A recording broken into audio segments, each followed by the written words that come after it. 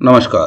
कुछ साधकों को ऐसा अनुभव होता है कि ध्यान में बैठे हुए या सपनों में उन्हें कोई आवाज सुनाई देती है।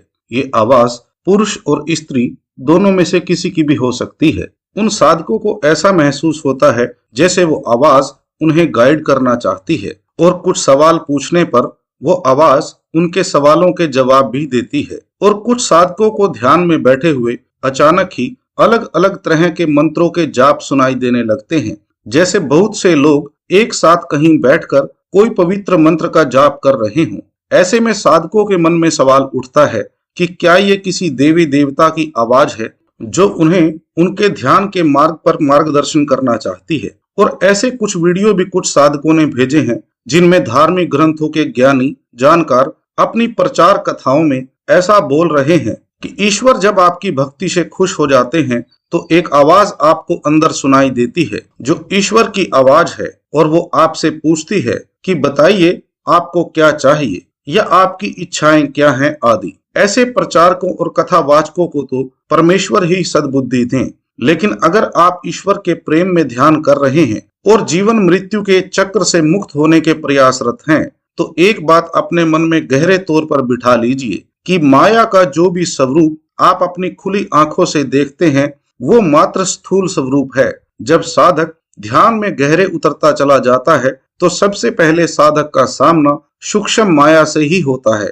इसीलिए एक सच्चे साधक को ध्यान में जब ऐसी कोई आवाज पुरुष या स्त्री की आवाज में गाइड करना चाहे या आपको आपके मन चाहे सवालों के जवाब देने लगे तो आप समझ जाइए कि आप एक कुचक्र में फंसने वाले हैं। इतिहास में ऐसी बहुत सी घटनाएं हैं जिनमें साधकों को ऐसा महसूस हुआ कि जैसे कोई दिव्य शक्ति उन्हें गाइड कर रही है। और शुरुआती दौर में ये आवाज आपको ऐसे कुछ संदेश दे सकती है जो हो सकता है आपके सांसारिक जीवन में या आसपास आपको सच होते दिखाई भी दे जाएं। लेकिन इस राह पर जाने वाले साधक अगर समय रहते नहीं संभल जाते तो उनका अंत या आगे का समय बहुत दुखदायी रहा है। जिन साधकों ने ऐसे प्रचारकों के बारे में ईमेल या वीडियो भेजे हैं जिनके जवाब मैंने नहीं दिए, आप कृपया उन प्रचारकों से पर्सनली जाकर मिलें और उनसे पूछें कि क्या जो बात आप मंच पर बैठकर धर्म या पंथ प्रचार के नाम पर कह रहे हैं क्या उन्होंने इसका खुद अनुभव किया है। एक सच्चे साधक को जो परमेश्वर और सत्य की खोज में ध्यान यात्रा कर रहा है उन्हें इन सब के बारे में विचार नहीं करना चाहिए और ऐसी हर एक आवाज को इग्नोर कर देना चाहिए। इन आवाजों के बारे में आप जितना अधिक चिंतन करेंगे ये आप पर उतना ही हावी हो जाती हैं। आपने ऐसे तांत्रिकों के बारे में सुना होगा जो तंत्र विद्या और शक्तियों के लिए सिर्फ पशुओं की नहीं बल्कि बच्चों तक की बलि देने से पीछे नहीं हटते। उनके पीछे का कारण ऐसी ही आवाजें होती हैं जो उन्हें ध्यान साधना में अंदर प्रेरित करती हैं। ये आवाजें साधक को शुरुआत में ऐसे छोटे मोटे चमत्कार जैसे अनुभव करा देती हैं जिनके बाद साधक को समझाना या रोकना बहुत ही मुश्किल होता है। कुछ साल पहले दिल्ली में ऐसी ही एक दुर्घटना हुई थी जिसमें एक ही परिवार के सभी लोगों ने फांसी लगाकर आत्महत्या कर ली थी।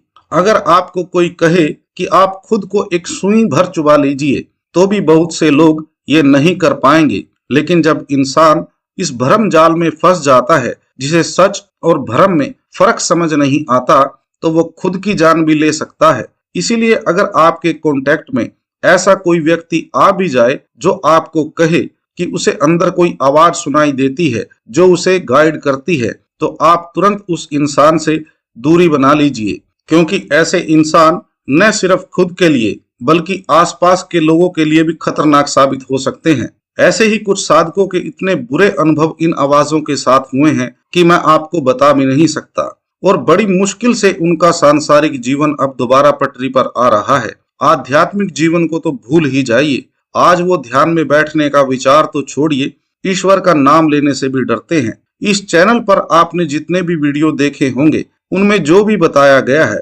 उसका लक्ष्य सिर्फ आपके अंदर ईश्वर प्रेम की अनुभूति और अपने असली अस्तित्व को पहचान करना है। इसीलिए मेरी आपसे विनती है कि ध्यान में या सपनों में अगर आपको कोई ऐसी आवाज सुनाई दे तो उसे तुरंत इग्नोर कर दे। ध्यान में होने वाले शुरुआती शारीरिक और मानसिक अनुभव आध्यात्मिक यात्रा की सिर्फ तैयारी मात्र हैं। शुरुआती अभ्यास में मंत्र जाप सिमरन और अनहद नाद की शुरुआती आवाजों पर ध्यान केंद्रित करने का लक्ष्य चेतन मन, एक्टिव माइंड को सुन्न करना है और अवचेतन मन को धीरे धीरे खाली करना होता है। जैसे जैसे अवचेतन मन शुद्ध होता है तो आप दिव्य प्रकाश और अनहद नाद की सूक्ष्म धुनों तक पहुंचते हैं। अनहद नाद शब्द धुन और दिव्य प्रकाश में संपूर्ण आत्मसमर्पण के बाद ही अनहद नाद शब्द गुरु के रूप में आपका मार्गदर्शन करते हैं। दिव्य प्रकाश और अनहद नाद की सूक्ष्म धुनों में आत्मसमर्पण के बाद ही आपको दिव्य दृष्टि प्राप्त होती है। उससे पहले जो भी दिखाई दे रहा है, जो भी सुनाई दे रहा है, वो सब टेम्परेरी है। आसान भाषा में समझा जाए तो यह सब भ्रम जाल का ही हिस्सा है। मैं हमेशा कोशिश करता हूँ कि नेगेटिव शक्तियों के बारे में आपसे बात ना करूं, क्योंकि इनकी जानकारी होना भी दो धारी तलवार जैसा है। लेकिन जब धर्म और पंथ के प्रचारक ही ऐसा भ्रम फैलाने वाले वक्तव्य बोलने लगे तो आम जनता क्या समझेगी, इसीलिए ये वीडियो बनाना पड़ा। तो सच्चे साधकों को योगी आदि शंकराचार्य का ज्ञान ब्रह्म सत्य, जगत मिथ्या हमेशा याद रखना चाहिए। ब्रह्म अनहद नाद और दिव्य प्रकाश के उस पार है, उससे पहले सब मिथ्या है। कबीर जी इसी बात को कहते हैं, जब मैं था वो नाही, अब वो है मैं नाही, मतलब संपूर्ण आत्मसमर्पण। इसी प्रकार गुरु नानक देव जी बिना आंखों के देखने और बिना कानों के सुनने की अवस्था प्राप्त करने की बात करते हैं। वो अवस्था भी संपूर्ण आत्मसमर्पण के बगैर संभव नहीं है। हालांकि ब्रह्म के पार भी अवस्थाएं हैं, लेकिन उनका जिक्र पब्लिकली करना निरर्थक होगा। और जो साधक अनहद नाद साधना कर रहे हैं, उन्हें भी अगर ध्यान में मनुष्य की आवाज में मंत्रों का उच्चारण सुनाई देता है तो आपको उस पर ध्यान नहीं लगाना है। जब भी आपको ऐसे मंत्र सुनाई दे तो आप वापस अनहद नाद की जो भी आवाज आपको आपकी अवस्था के अनुसार सुनाई देती है, उस पर वापस ध्यान केंद्रित करने का अभ्यास करें। ऐसे मंत्र उच्चारण की आवाजें भी साधक को पथभ्रष्ट कर देती हैं। इस वीडियो को बनाने का लक्ष्य सिर्फ इतना है कि ध्यान में या सपनों में अगर आपको कोई आवाज सुनाई दे, कृपया उस पर ध्यान न दें, क्योंकि एक बार साधक के मन में ये बात घर कर जाए कि कोई दिव्य शक्ति उसका मार्गदर्शन कर रही है तो उसका परिणाम बहुत ही घातक हो सकता है। हालांकि ऐसे भी अनुभव कुछ महान साधकों ने बताए हैं कि उन्हें उनके गुरु के दर्शन सपने में या ध्यान में पहले ही हो गए थे।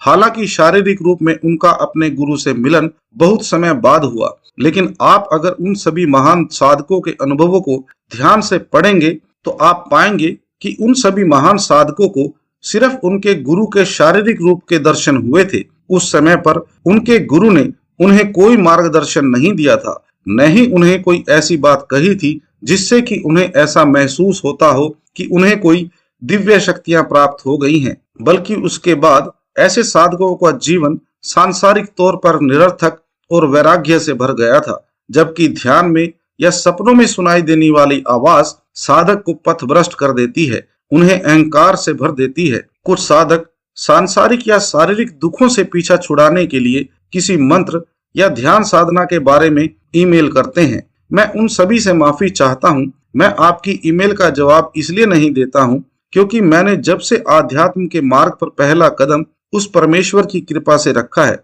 मैंने खुद के लिए भी कभी बुरे से बुरे हालात में अरदास या प्रार्थना नहीं की। जो कुछ घटित हो रहा है सब उसकी रजा और उसकी मंजूरी है।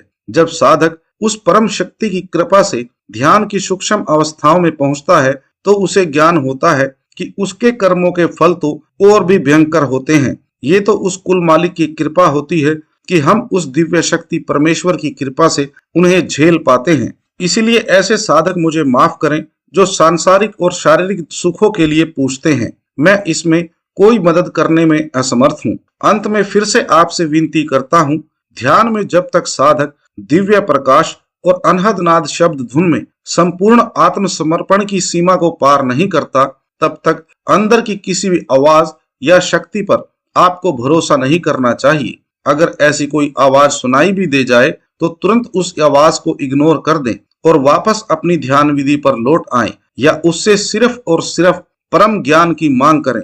परम ज्ञान की मांग करने पर वो आवाज आना खुद ही बंद हो जाएगी। जिस प्रकार नचिकेता यम से परम ज्ञान की मांग करता है, जबकि यम उसे बहुत सी दिव्य शक्तियां और सांसारिक मान सम्मान धन दौलत देने की बात कहते हैं, लेकिन नचिकेता अपनी परम ज्ञान प्राप्ति की इच्छा पर दृढ़ रहता है। इसी प्रकार परमेश्वर के भक्त एक सच्चे साधक को नचिकेता जैसा जिज्ञासु बनने की दृढ़ इच्छा रखनी चाहिए और परम ज्ञान और ईश्वर अनुभूति को परम लक्ष्य मानकर ही ध्यान साधना भजन सिमरन करना चाहिए। तो आशा करता हूँ आज के वीडियो से आपको कुछ मदद मिलेगी। फिर भी आपके कुछ सवाल हों तो आपके कमेंट्स और ईमेल्स का स्वागत है। काफी सारी ईमेल्स के जवाब देना बाकी है, जिसके लिए मैं माफी चाहता हूँ। आज और कल में सभी ईमेल्स के जवाब दे दिए जाएंगे। मेरे द्वारा कही गई किसी बात से किसी साधक के मन को ठेस पहुंची हो तो कृपया माफ करने की कृपाता करें।